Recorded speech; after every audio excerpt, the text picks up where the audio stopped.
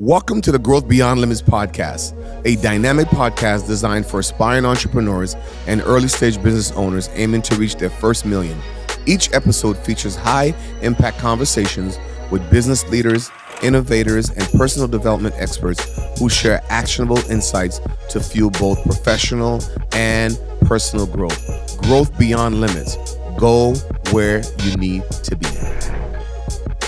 Hey, welcome back to the show where we break down real strategy, real stories, and real results.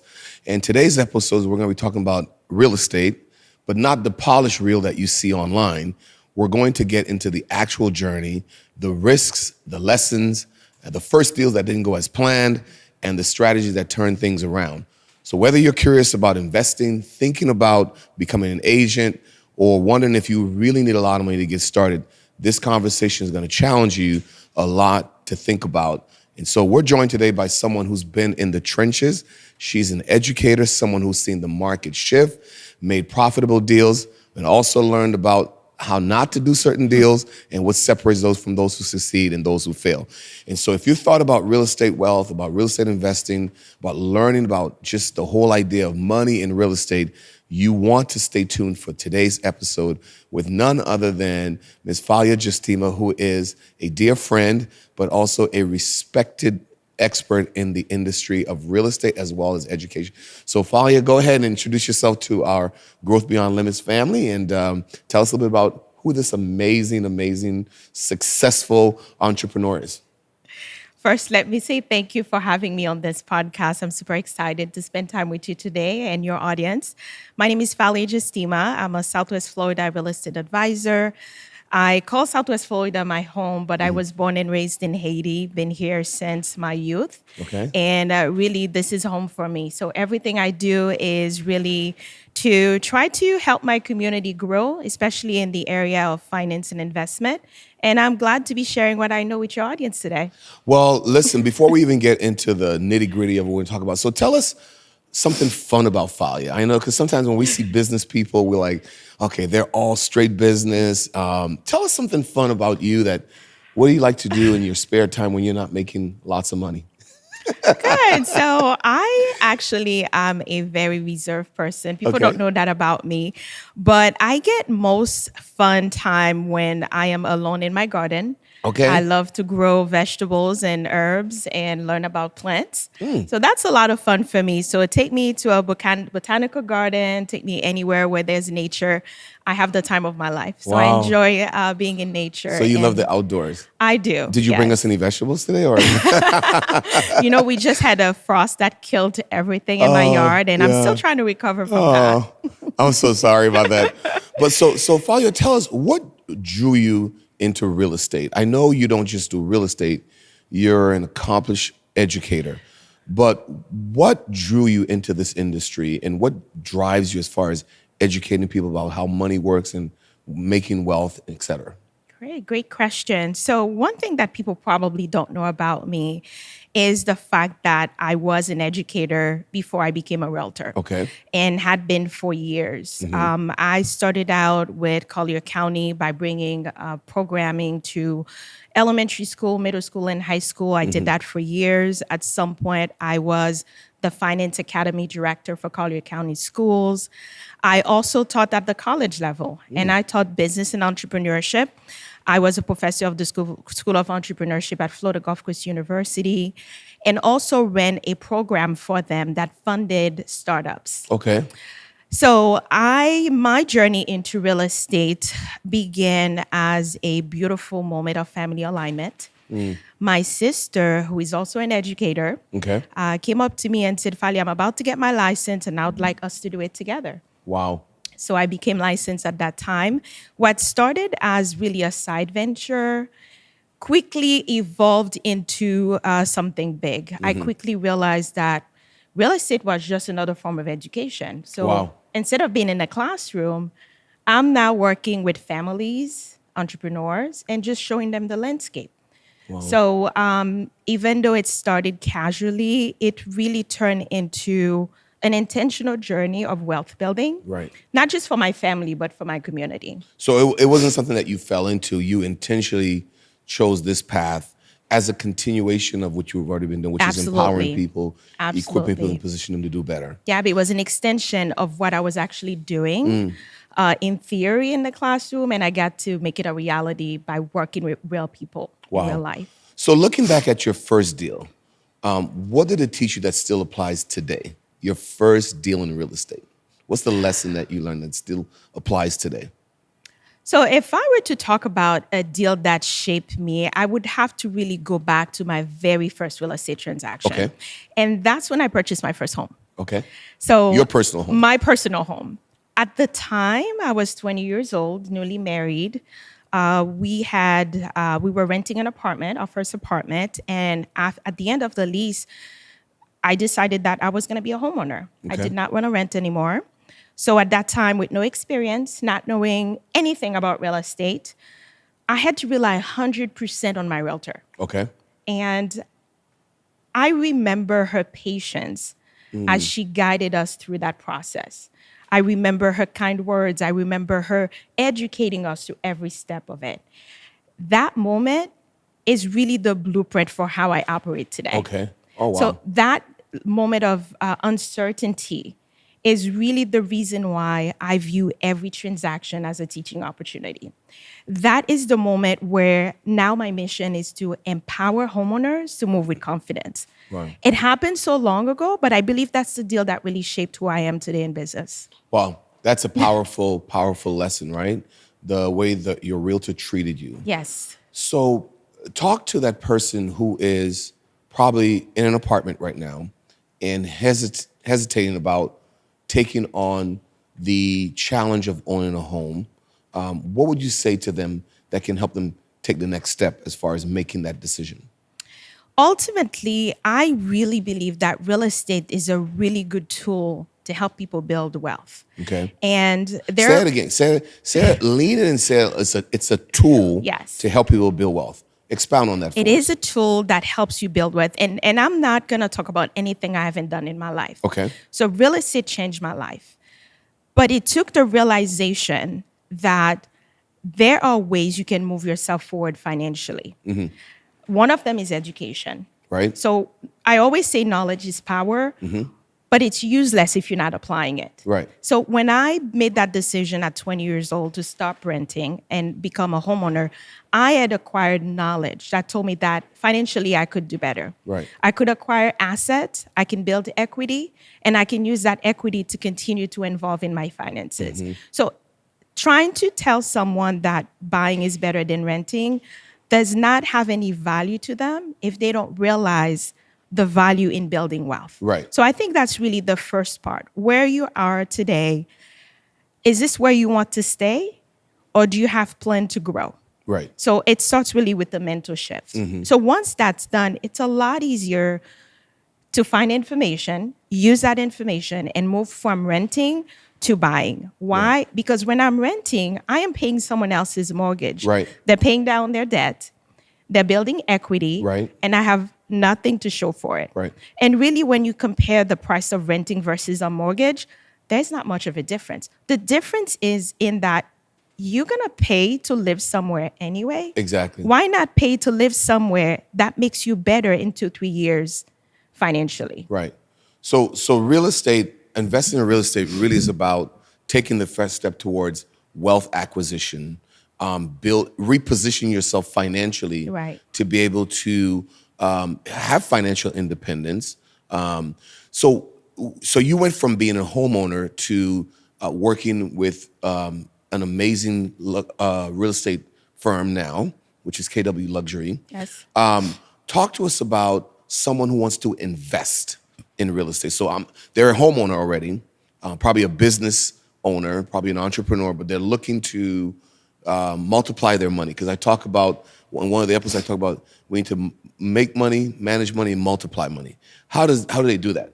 Let's say I own a home and I say, look, I want to buy some real estate. Yes. How do I do that? So if someone already owns a home, they're well on their way because they have been through the process.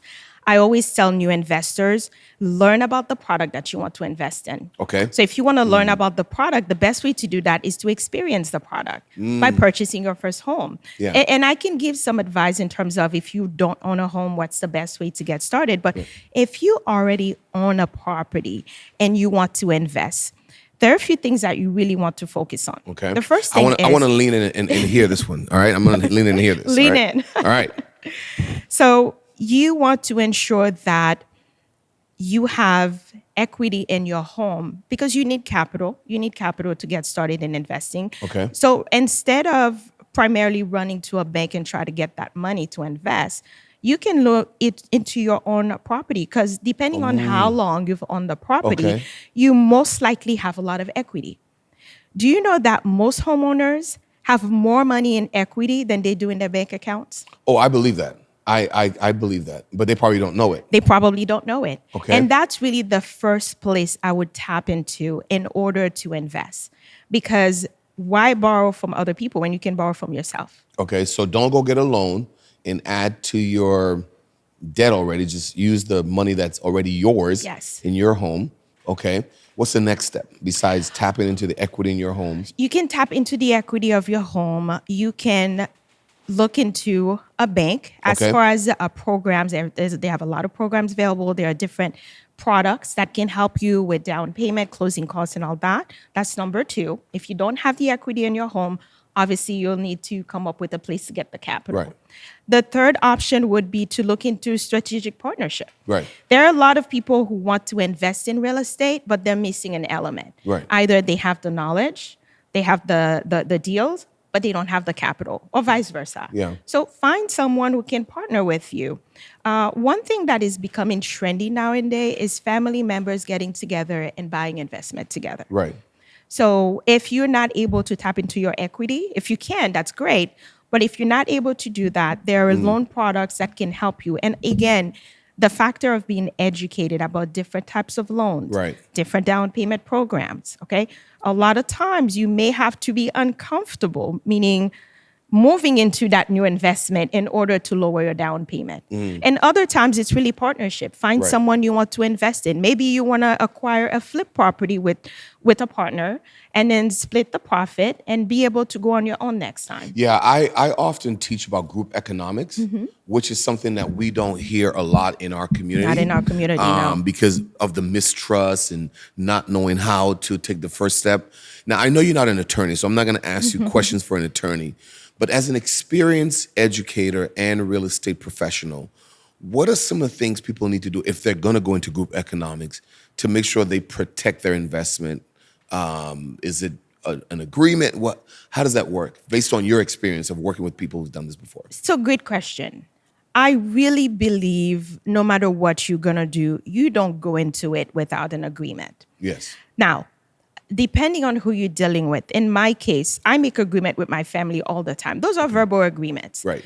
We can hold each other accountable for meeting those expectations. But if you intend to do any type of business on any level, it's always good to have things in writing. Oh, absolutely. I have a famous saying that I say all the time. You argue with paper, not with people. Exactly. And I live and die by that. I Yes. use it with my kids. Yes. I use it with anyone. We are going to have an agreement, an understanding, because paper will always outlive emotions. Absolutely. Right? Yeah. So, Falia, let's talk a little bit about the whole idea of what are some common misconceptions that people have about profiting or beginning to profit from real estate. Because someone says, okay, I invested, I don't see an ROI right away. What is the realistic timeline to begin to see a return? And what is would you say a profitable margin? Is it 8% ROI, 10%, 12% ROI based on? So I cannot go into details Okay. as far as the numbers Right. because every deal is shaped Right. differently. But one principle I would say it's important to go by before you begin investing, even after you close that first deal, is your liquidity and your ability to go through like the transfer costs. Okay. I'm sorry, I want to say that again. Okay. It's your liquidity Right. and your carry costs. Okay. When you find that deal that works for you, Okay. and all the numbers make sense, assuming that you've done your homework, everything works out, your ability to go through the holding period is very important To be able to carry the to be mortgage. able to carry that investment, Right. because Okay. you may have to go through a period of vacancy where there's no tenant available for one reason or another. Okay. You may be subject to market events that are outside of your control, where nobody's renting right now, nobody's buying. You may have to wait for the right buyer to come along. Okay. So in the process, the carry cost is really what you need to prepare for. So two terms: liquidity and the carrying cost. Yes. What do you, from your experience, and I'm not putting you on the hot seat, but what do you think is a comfortable? Let's give a scenario. Let's say I buy a property for $150,000, and as an investor, you put 25 to 30% down, right? So we're looking at maybe 25 to 30,000, 40,000. What's a realistic carry cost that I should keep in mind if I don't turn that around right away? So this is where your research comes along. Okay. So you have to really look at the location of the property. Right. Because $100,000 in one part of the county is going to be different as far as what you can get in another part of the whatever county. state you live in. Right? Exactly. Okay. So what would you, for example, turn around and rent that property for in one part of the county is not what you're going to get from another part of the county. Right. So location is really key. So depending on where that property is, Okay. there's something called comparative market analysis, where you do an assessment of what properties maybe in that area is renting for, selling for. So that Okay. gives you primarily the idea of the number you're looking for Okay. in order to rent or sell that property. Yeah. Now, again, you have to account for your carry costs. Let's say that property doesn't sell or doesn't rent for 3 months. You still have your insurance. Right. You will have your portion of the taxes for that time. Right. You may have unexpected repairs, things that come up. Right. Are you able to have the funds based on what you would get on a monthly basis to carry that month 1, month 2, month 3, month 4? That is so the good. number really doesn't matter. It's really the principle behind it and the location of the property, and really doing your competitive market analysis to know, hey, for this property, I could get this much. Right. So if I am without a tenant or a buyer for 3, 4, 5, 6 months, how much money do I need per month in order to keep that investment? Because a good deal can turn into a liability very quickly. Very quickly. Very quickly. Very quickly. If you don't account for liquidity and carry costs. That is so good. So what I'm hearing Falia say is you might be very ambitious about jumping into real estate investing, into getting those properties, but research Yes. and being educated Absolutely. is as important as being ambitious. Absolutely. So I heard you talk about a CMA. You know, I used to do real estate. I knew that. I knew that. A while back, I kind of gave I it up. talk about that for, I was like, I know you used to be in real I estate used way to be back real estate, when. way Yes, back yes. when I used to be a real estate agent. You should So consider getting that license again. I I encourage you to do that. Yes. You would encourage me to I get it? totally encourage you. I can come work with you. We can work together. I would love that. Well, hey, there goes another thing I'm going to add to Dr. Phil, right? So let's talk about a little bit about what separates people who struggle from those who fail. I know you talk about research, but besides the research, let's say someone did all their research.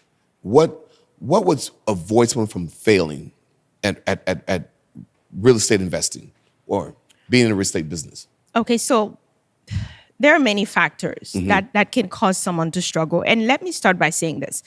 Everybody at some point in their career will struggle. Oh, I have About failed. something. I've lost money on real estate deals, and I'm not going to say how much, but I've lost quite a significant It amount of money. happens. Yes, it happens. So disclaimer, everybody will struggle at some point. Right. But let's look at a person who's starting in real estate. They want to either be a realtor or an investor, and they want to, actually nobody starts a business, get a license to fail. You want to succeed. Right. But there's so many factors that are important that separate successful people versus non-successful people, especially in real estate. One of them is, and like I said, I did real estate as a side business for many years, because while I was an educator, I was running my real estate business, but most people assume real estate was my full-time job. Right. And do you know why? I treated it like a business. So one of the first mistakes realtors can make is looking at it as a hobby, something I do here and there. I make a commission check here and there, and don't structure it as a business. Wow. So that's the first mistake. Okay. Because a lot of times new realtors can focus on the social aspect of it. I'm out there, I am marketing myself, but marketing is only one of the 5 pillars of a business. Right. There are other areas of the business that do need nurturing. You want to make sure your finances are in order, accounting for taxes, recording your transactions. You want to make sure you have a channel for sales. Right. What happens when somebody contacts you to the time they close? Right. You want to make sure your administration, your admin is on point. Come you on, want to drop make the sure knowledge, drop you the have a customer relationship manager, piece of it. Right. So don't just look at it as, okay, I sell real estate, I make deals here and there. Treat it as a business. So that's one thing. The other thing is a lot of new agents, they don't account for the startup costs because you are starting a business. Yes. You are starting a business. So startup costs, things like your MLS fees, your marketing fees, your licensing fees, Right. these costs occur every year, whether you're making a deal or not. Right. So ideally, the first 6 to 9 months of real estate, you should have a way to actually sustain your finances. Right. Because it could take that time for you to make Get the a deal. first deal. Yeah. Do you know that 75 to 80% of realtors don't make it past the first year? Say that number again. 75 to 80% of new agents will not make it past the first 12 months in real estate. And you know that number increases to about 87% on year 5.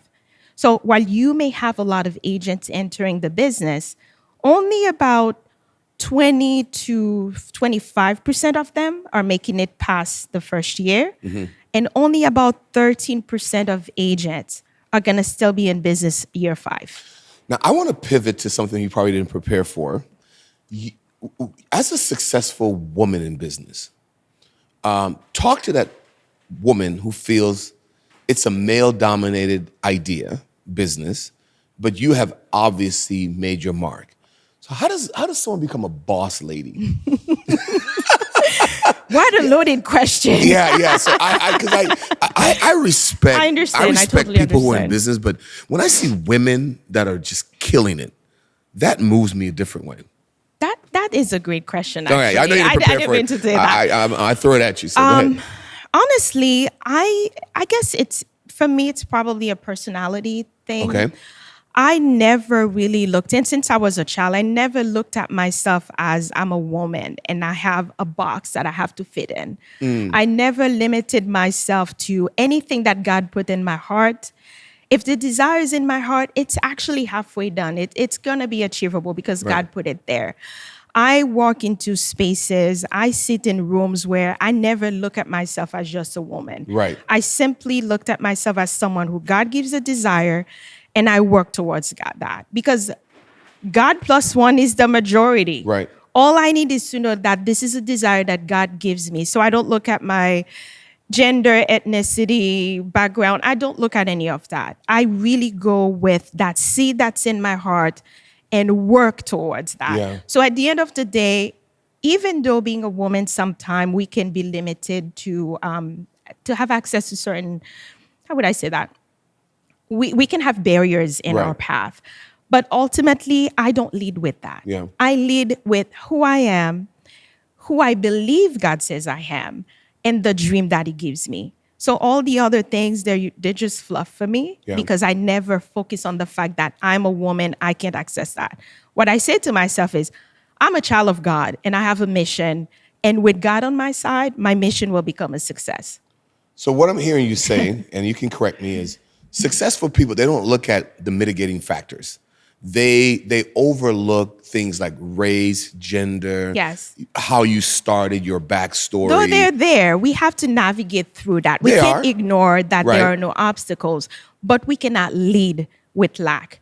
We cannot lead with a feeling of inferiority. We cannot lead with a feeling of I don't belong. Yes. So that keeps you exactly where you are. Right. Yeah. So whether you're a woman or whether you're a minority or whether you've been told by someone that this space isn't for you, if you accept that limiting belief, you have just agreed to what they said. Exactly. I always say this. I break disagreements all the time with what people are trying to get me to agree with. I don't sign off on it. and I actually create another agreement with myself that you can get this done. Because my story, your story, we were both people who immigrated to the United States and have lived out the American opportunity. I don't like to call it American dream. Yeah. It's definitely an opportunity. Sometimes it's a nightmare, right? But it's the American opportunity because Absolutely. it could become, if you don't take it as an opportunity, what was supposed to be a dream can become a nightmare. Absolutely. So is there anything that you would like to say to that person who wants to go into entrepreneurship but is holding back because of certain fears? Talk to that entrepreneur, whoever they are, wherever they are around the world, listening or watching this podcast. I'm gonna talk about real estate in a little bit, but I wanted for you to talk to them a little bit. So right. look into the camera and tell them what do they need to do to get it done. Absolutely. I'm known for being a realtor and an educator, but in my past life, I had done several projects where I didn't necessarily have the resources to be able to do it, but the desire. But a crucial element in entrepreneurship is really mentorship. You really want to make sure you have someone either you look up to or you have access to. Now, someone who is where you are. Okay. Who is where you want to be, where you desire to be. Yes. So you always would, because being an entrepreneur is not a solo business. It's a team effort. Nobody makes it alone. No one makes it alone. So you have to learn to lean into your network. Myself, I have a mentor, and that's something I haven't had for a long time. Now I have mentors in my life, people who are already where I want to be, and they're guiding me through my next step in my next level. In your industry or just in business in general? In my industry, in real estate, which is something, like I said, I've never had before. So, and one of the mistakes that I personally made as a young entrepreneur was thinking that I could do it all by myself. You may have the skills, you may have the dream, but you need to learn to rely on other resources that you don't have, you don't possess. Right. And a lot of times you have to pay for those resources. One tool is professional development. Being willing to invest in yourself. Talk about that. Being willing to learn what you don't know, learn how it's done. And again, you have your own touch that you're always going to bring to any business because no one can do it quite like you. You are unique in that sense. But in terms of systems and processes, you really need to find someone who can coach you. You really need to be coachable, actually. Okay? Have a mentor who can help you because they've been there. There are people, there's nothing new under the sun. Right. Whatever is being done right now, someone else has already done it. And someone else is probably doing it better than you. Yeah. Find out who's doing what you want to do. Find out who is exactly where you want to be and learn from them. Well, I'm an executive coach with Level Up Coaching Solutions, which is one of the reasons why we launched this podcast, is because we want to help people to grow. But I have found a lot of people, they have a business idea and they go to Coach Google or Coach Bing, and they don't spend money on professional development. That's very important. And they end up spending more money or losing more money by trying to not invest in personal development. Professional development is key. So let's go back to real estate real quickly, and I'm going to kind of bring us to an end here. Someone who wants to buy commercial real estate, what is the difference between buying commercial real estate and residential real estate? So I don't specialize in commercial real estate. It's a whole ball game. They even have their own different MLSs to be able to access those properties, different type of licensing as well. But commercial is anything from, let's say, a rental unit. Let's say the studio that we're in here. Right. This is a commercial property because it doesn't qualify as residential because nobody lives here. Right. Let's say you have a store and you want to rent the space or a storage house.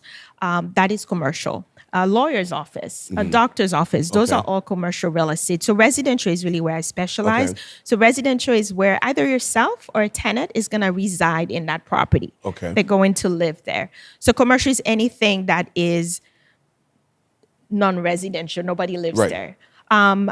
With commercial, well, what I know is the fact that their licensing is different.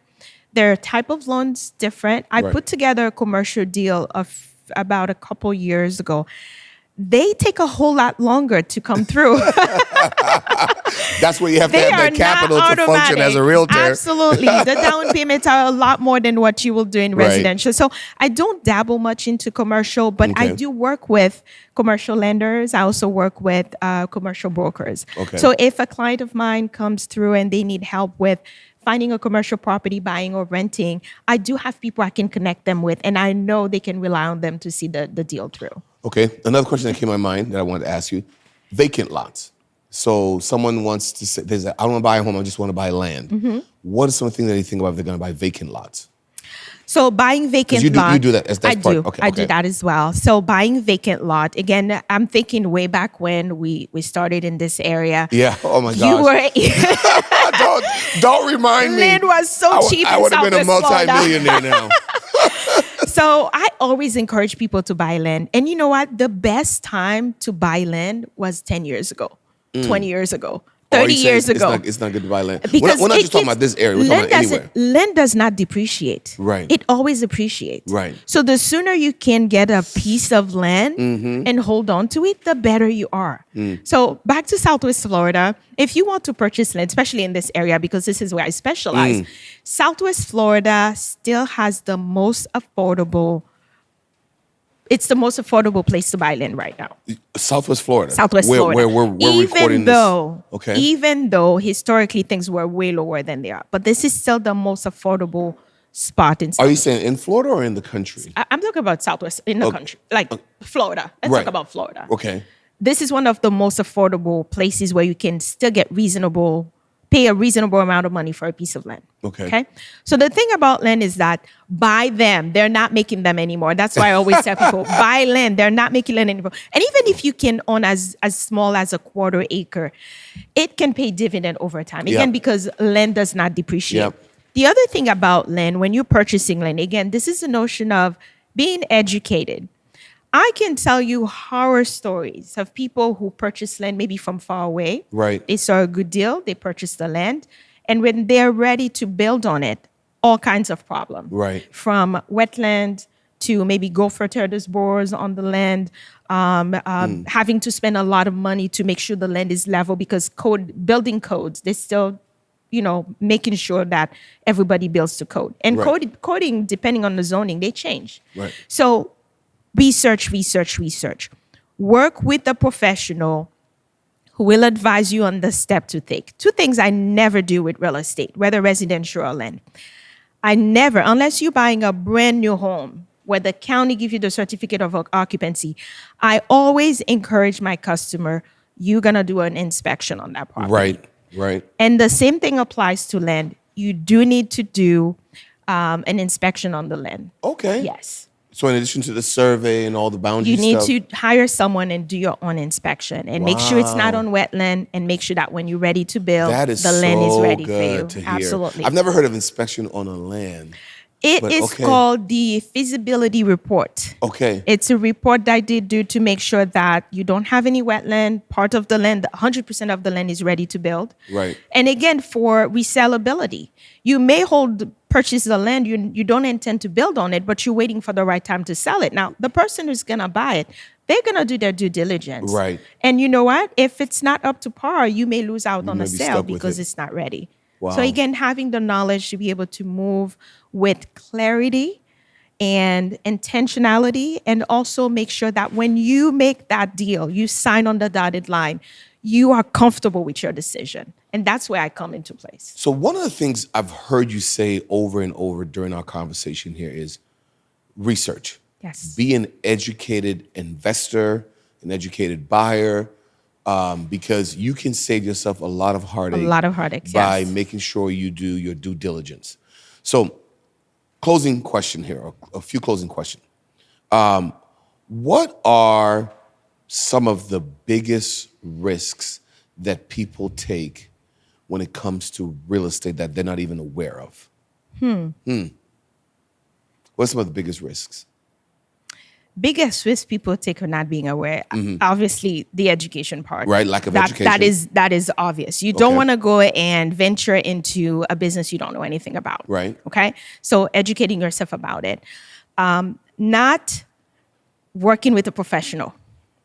Okay. thinking you can get through it yourself. You saw Okay. that property on Zillow, and I can tell you a horror story that just popped into my head. You saw the property on Zillow, you went and purchased it. Now you're like, okay, I made a great deal because I got a good price. I didn't have to hire a professional. Here's the example I want to share with you. I got a call one day from a customer who wanted me to go check out a piece of property that he had just purchased. Okay. And in his mind, he had purchased a condo in Southwest Florida and had gotten it off of an auction and got a great deal for it, and just wanted me to check it out for him. And, you know, I a lot of time when I'm working with customers, our relationship extends beyond the sale. So Right. they can call on me anytime. We can have conversations about their next steps. So I have my clients for life. Right.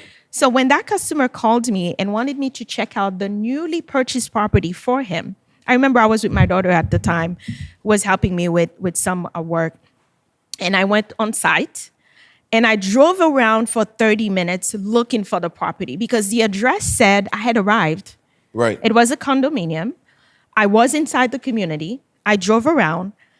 And when I'm in the spot, there are buildings all around me, but there's nothing in the spot. The spot The of the spot lot. of the lot of the address that he had purchased. Wow. So I called them up and I said, I am at the address you provided. Would you please double check the address? Because I cannot find a building. Do you know what happened? I'm curious. When they were building those condominiums, apparently the lot, they built some buildings. So the builder went out of business. So they had built some of the buildings, but Right. the building that he purchased was never built. But the lot, the taxes on the lot were still due. So the county auctioned that space. Wow. And he really believed that he had purchased a condo. condo in that community, but it was one of the buildings that were never finished, but the taxes were still due. And he purchased that thinking he bought a property. So the mistake. That was not a fun conversation. No. And it's not just for me and him to have, but for him to have with his wife. Wow. Because he had spent a pretty penny purchasing that property thinking he had bought a lot. And I tell him, why didn't you call me before you made the Yeah. purchase? Yeah. And I say, you know, I would have driven by and make sure I give you the detail. He skipped that part because it was such a good of a deal. Right. And he went and made the purchase. So if the deal sounds like it's too good to be true, Typically it is. check out a professional Yes. who navigates in that space that can help you with that. Yes. Falia, this has been such a great conversation. I want to wrap up by asking you to tell our audience, the listening audience and the viewing audience, how can they access your services? How do we get in touch with such knowledge and such expertise? Thank you so much. And again, I think this is such a great opportunity. And like I said, I'm an educator at heart. I move through every transaction as an opportunity to educate. Right. To get in touch with me, if you can't remember I have social media, I have Facebook, Instagram, LinkedIn, YouTube. Right. But the easiest way is probably to go to faliajustima.com. FaliaJustima.com. FaliaJustima.com. That's FaliaJustima.com. That takes you straight to my website. And we have a form that you can get in touch with us. You can Right. also search properties on my website if you're just curious about what's available in Florida. You can search properties there and also just reach out. My cell phone is 239-222-2651. I always have it with me. Not right now, but I do answer my phone. Okay. I do return emails. I answer via text. So if you reach out to me, you can expect to hear from me within hours.